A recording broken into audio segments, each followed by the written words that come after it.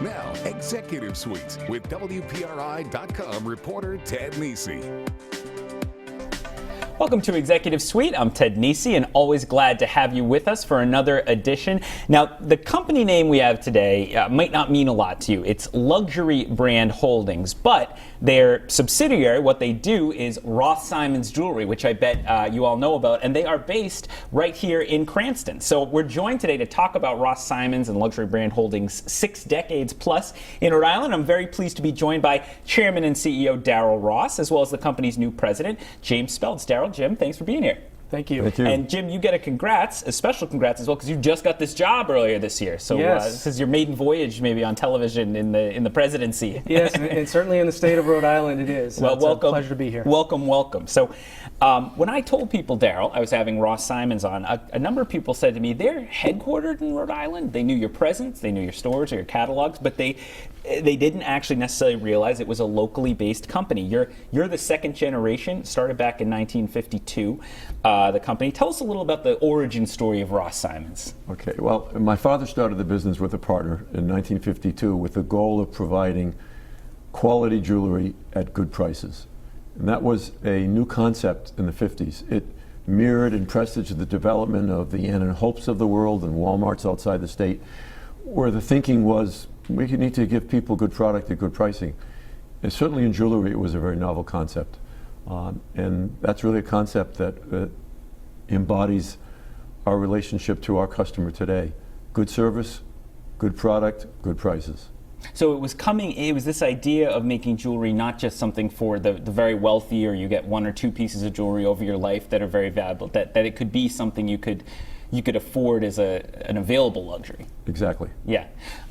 So 65 years, you've been with the company for all but about 20 of those years, so you've seen it all through there, not to age you or anything. But what are the biggest changes over the course of those 65 years for Ross Simon's, would you say? Well, there's so many. I joined the company after graduating college and law school, but always having an eye and a love for the business. So although I formally joined the company in my mid-20s, at 9 years old, it was a different era. I would be in our store at Christmas time in downtown Providence on the 8th floor of the Lapham building, and I would run errands. I would cross Shepherd's department store, for those of you that remember that, and go across the street to a diamond setter, wait for a diamond to be set, then I'd come back, across the department store back. 9 years old? Your dad was letting you run across the street with a diamond? It was a different world, yeah. Well, who would have thought I had it? Yeah, right. But of course, the immediate change was that downtown Providence was the retail hub. That changed in the 60s with the malls opening in the 70s, and we opened a store in Barrington in the 60s, and then a store in Warwick in the mid-70s that I opened. But when I entered the business, I wanted the business to grow. I saw a population of Rhode Island of 1 million. Parenthetically, it's about the same population today. That's a subject of perhaps we can talk about why the population hasn't grown. But I was anxious to grow, so I said to myself, well, why don't we take our product to the people outside Rhode Island? So I started advertising products in magazines, in their backs of the books. You had these product space ads. You put a salt and pepper shaker in, right? That's Famously? Correct, a pewter salt and pepper shaker. And then that worked, and I started advertising a sterling silver pendant after the Jonathan Livingston Seagull movie. That was a really big success. And then I said, if we can sell this, maybe we can sell China silver and crystal. We sold it at a discount. In other parts of the country where that product was really liked, like the South, was always at full price. So I started advertising in southern newspapers, Charlotte, Atlanta. Our business grew. And then in 1981, I started our first catalog. Again, all reaching outside the state. And then the 80s and 90s were a period of great growth for us.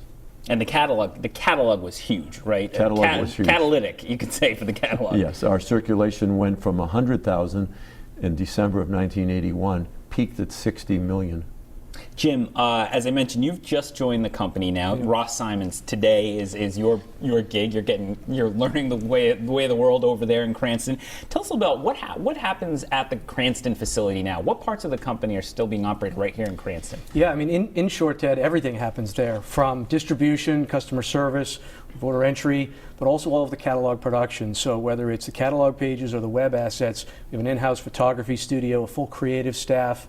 generally soup to nuts. And we also have a repair shop. We have monogramming and engraving services that we do in-house. So a lot of our jewelry is marketed as made right here in Rhode Island, which we're very proud of. So it's all-encompassing. Yeah, and I was actually down there recently. I saw, the engraving machine still going. A man very carefully putting gold through shining it up, and there's a photo studio too. Which there's two actually photo studios to take. People, you can't just take a picture on your iPhone necessarily to make jewelry look good, right? No, we take great pride in our photo capabilities. We actually operate the two studios that you mentioned, one on the website focusing on the e-commerce business, and then more broadly lifestyle photography that we feature on our catalog covers. We'll often use models, but it's a full-blown operation. So you came in from the outside, from Blackstone actually, and we'll talk about that in a little Brookstone. bit. Brookstone, excuse me, Blackstone. Sorry, Blackstone. You'd have a lot of money if you came from Blackstone. Yeah, I wish I came from Blackstone. What's the thinking as you come in, and what's sort of your charge as Darrell brings you into the fold? What are you thinking about as you take the helm here? Sure. Well, it's exciting to join the jewelry industry in what is arguably the capital of the jewelry industry for the United States. And there's such a great legacy and heritage here in the Providence area. My background is not jewelry, and Darrell and I had great early conversations about that fact. My specialty is consumer goods. My specialty is cataloging and multi-channel retailing. And so the marriage of my background on how to take great products to market and Darrell's expertise within the jewelry industry is really very well suited to one another. And for non-aficionados at home, right? In layman's terms, what's multi-channel mean? So it's being everywhere you want your customers want you to be. So having a catalog presence, having a terrific e-commerce presence, we're all shopping online, tablets, desktops, phone, and then a physical presence in terms of brick and mortar where you can go in, physically engage with the product, talk to your sales associate. Our flagship store in Warwick is really been one of the anchors of the jewelry trade in Rhode Island. So it's really having all the touch points. And Darrell, you've been running the company for decades now. What was your thinking to bring Jim in from the outside? My thinking was that we have a brand that is so well known and it's omni-channel, and that with a new leader, with new energy, with experience, there's no limit to our growth, and we can increase our penetration everywhere. We can add employment in Rhode Island, and we can really do ourselves proud and offer our customer more jewelry, but also other products. We have the facility, as you saw, that can accommodate growth. We have the infrastructure, and that's very hard. So we have the creative side, we have the marketing side, we have the merchandising side, we have the distribution side, and we have the ability to grow. And those are invisible barriers to entry. So it's not that easy to start this business. So with the brand name that we have, the trust that we've earned over 65 years with the customer, and our infrastructure, we're poised for growth, and Jim is the growth engine. How involved are you after? I have to think this is like another one of your children. You've been with the company for so long. Are you going around saying that's not quite polished enough, or what if we frame the shot this way? Well, I'll always be involved, but I was fortunate enough to find somebody like Jim who hit the ground running from day one. So I can really step back a lot because he's fabulous. All right, we're going to take a break. When we come back, we're going to talk more about the future of Ross Simons, as well as some of Darrell's thoughts on the future of the Rhode Island economy, which he's been closely involved in over the years. So stick with us on Executive Suite.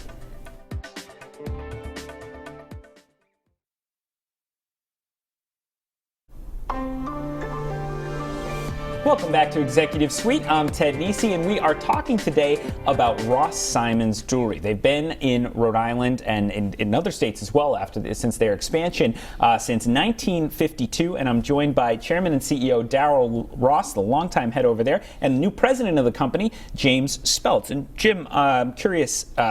It's 2017. We're in May now of 2017, so we're a good bit into the year. How is 2017 looking for the jewelry industry broadly, which I'm sure you keep your eye on the whole industry, Sure. and then how is it looking for Ross Simons itself? So the jewelry industry is going through an interesting phase of its evolution. I would say that jewelry, as it pertains to e-commerce and the adoption rate, has lagged most consumer classes of goods, particularly because it's been a category that people want to have that personal relationship. They want to have the touch and feel. But over the course of the last several years, adoption rates have really moved up. As such, there's two things happening. Ross Simons, in particular, is enjoying some nice tailwinds because we have that multi-channel infrastructure. there are some decent barriers to entry to doing what we do on a direct-to-consumer basis within jewelry. We manage 20,000 SKUs. The distribution and warehousing operation is fairly SKU intricate. For people at home, that's each item gets a number. Yeah. Yeah, sorry. No, that's all right. But when you look broadly at the jewelry industry, what you see is this consolidation happening amongst many of the multi-generational regional jewelers who have not been able to expand into the direct-to-consumer side of the business. And so that's put significant pressure as the likes of Amazon and other large players have come in and taken market share. We've been fortunate in that Darrell's operation has been executing across those fronts for many, many years. And so as that consumer adoption rate has risen, we were poised to take a lot of that market share. And I'd add two things. One, in addition to all the factors Jim mentioned, we have the trust factor because people know us and they can trust us, so that makes it easier for them to do business with us. And two, we did not compromise on our quality. So many firms over the years started selling base metal. They started selling 10 karat, not really precious jewelry.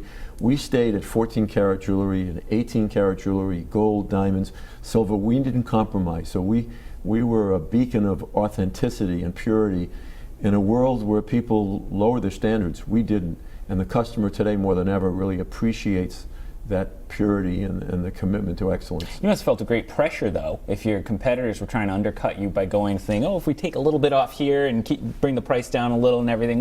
Why did you feel confident that you could both survive going your way and that it would pay off long term? Well, ironically, as fewer people stayed true to the precious metals, it actually made us stand out because there was less competition in that regard because fewer people understand it, and the tendency is to go lower, lower, lower, and we're offering a complete range of price point from items that we sell across the country at $49, like a silver Byzantine bracelet, to estate pieces at $20,000. But we're actually embracing gold in 18 karat. We're selling more and more 18 karat because people want it. We're finding our niche. We're not going to be everything to everybody, but for the jewelry lover, we're giving them what they want, and they're responding. And our business in the last 2 years has improved markedly.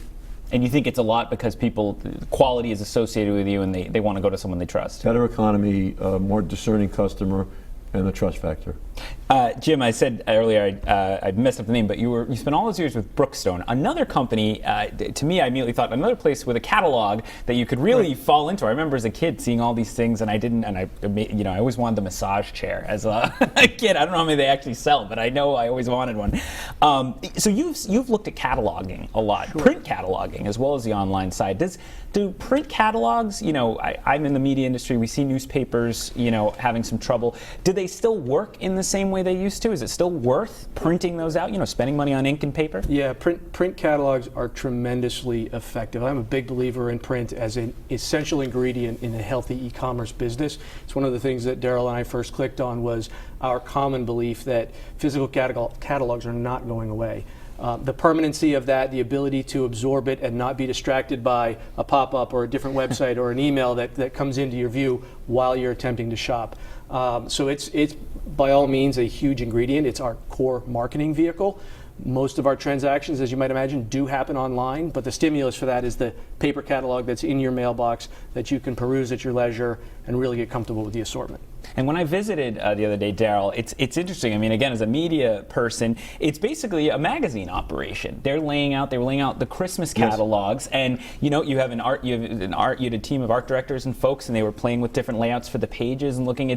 A catalog. It's different from just having a straight up, just like a stock card for an item like Amazon does. Absolutely, and again, it's the giving the customer a variety of experiences, and the catalog serves an important point, as Jim mentioned. People like tactically to hold something and look at it. Maybe they're in the bathtub with it. It's there.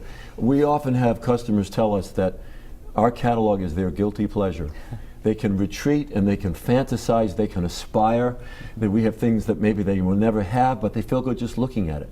So we find as we advertise across the country in newspapers selling items, we gain a customer, then we send them the catalog, and that's the bridge, that's the connection which makes them feel comfortable to go online. They may do more of their buying online, less of the buying online, but the catalog is a soothing factor that makes them happy with us and reinforces our identity. How about thinking about advertising more broadly, Jim?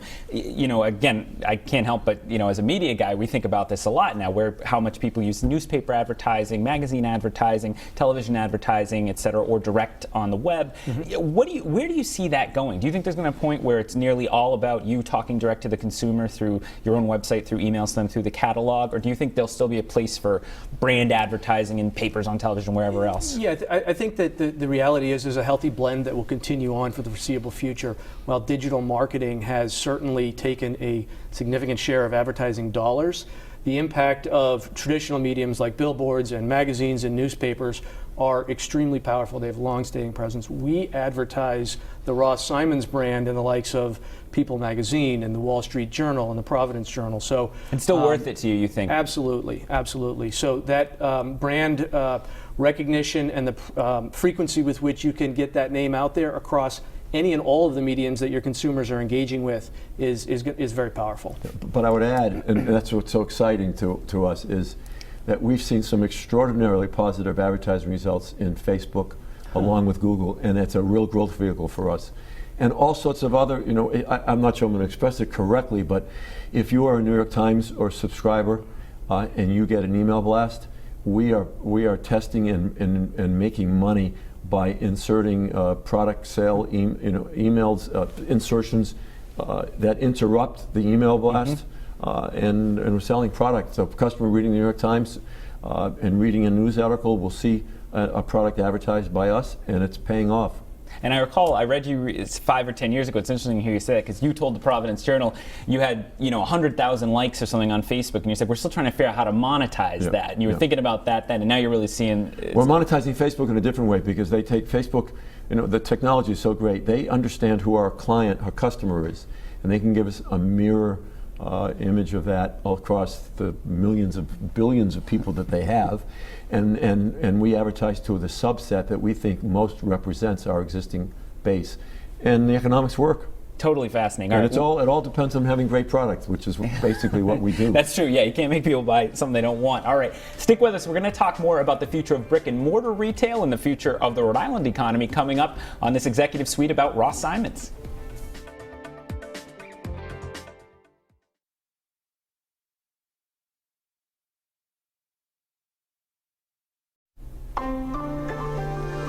Welcome back to Executive Suite. I'm Ted Nesi, and we are talking today to Darrell Ross. He's the chairman, CEO, longtime owner of Ross Simons Jewelry. The parent company's name is Luxury Brand Holdings, and the new president of the company, Jim Speltz.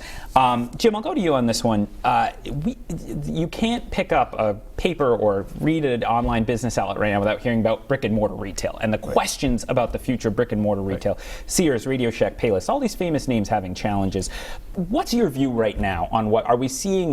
Is it collapsing, do you think? Do you think it's just going through a major transition? I mean, both from the company you run, but more broadly as you think about it. Yeah, I mean, brick and mortar, as you said, is such a hot topic right now, and everyone has this common notion that it's Amazon's fault, right? Amazon's taken market share. Amazon's taken so many billions of consumer It's dollars. all you read. It's Amazon. It really is.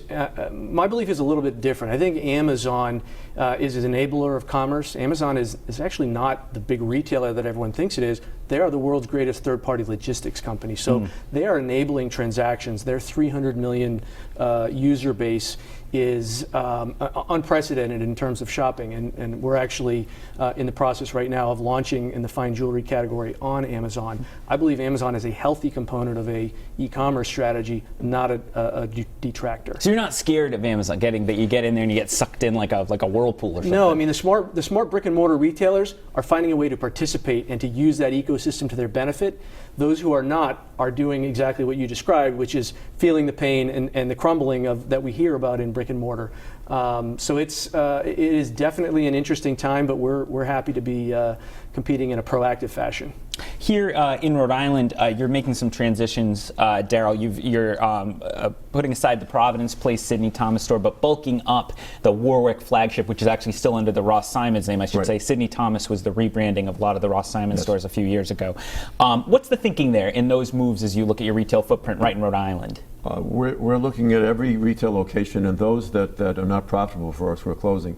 Providence Place Mall in particular is uniquely, I think, suffering from losing the lofty retail buzz that it had when it opened, and it was the first Nordstrom in the area. The mall suffered, I think, from perceptions that it's not necessarily the most upscale place to shop. So leases up, rents are very high in these malls, and we looked at it and said, if we double up our resources in the Warwick store, we'll be better off in the market. And do you think, it's surprising to hear that, considering the headlines I was just talking about with Jim, that the malls are still pressing people on rents. I think it'd be almost a bidder's market to keep people in there. I think that's happening now. Oh, you think it's starting to shift? Yes. Yeah, I mean, the reality in the mall environment, A-plus malls are, very high occupancy and rents are going up.